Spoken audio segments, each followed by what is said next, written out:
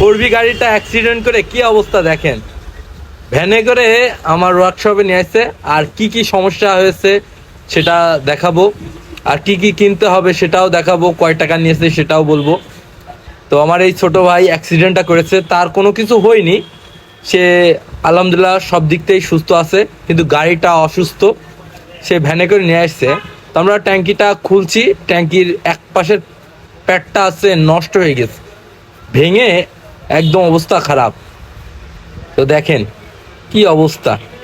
তো দেখেন আমরা মাথার যত ধরনের পার্টস আছে সব ধরনের পার্টস লাগাইছি, ট্যাঙ্কির এক পাশের পার্টস, এই পার্টসটা আমরা কিনেছি।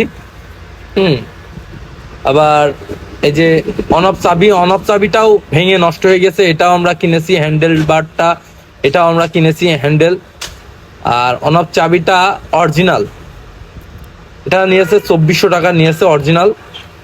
আর হ্যান্ডেলটা নিয়েছিল 700-800 এরকমই নিছিল আর কি। মাথার সেট একদম কমপ্লিট সেট কিনা হয়েছে।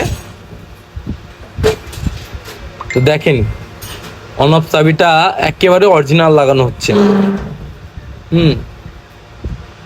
আর গাড়িটা অ্যাক্সিডেন্ট করেছে মেলা দিন হচ্ছে, গাড়িটা ফেলে থুইলো বাড়ি, একটু নিজে সুস্থ হয়েছে, টাকা পয়সারও ক্রাইসিস, টাকা পয়সা গুছিয়ে তারপরে গাড়িটা রানিং করছে। তো হ্যান্ডেলটা খোলা হচ্ছে, হ্যান্ডেলটা খুলে আমরা আবার নতুন করে সেট করছি হ্যান্ডেলটা, যে দেখতে পাচ্ছেন অরিজিনাল হ্যান্ডেল।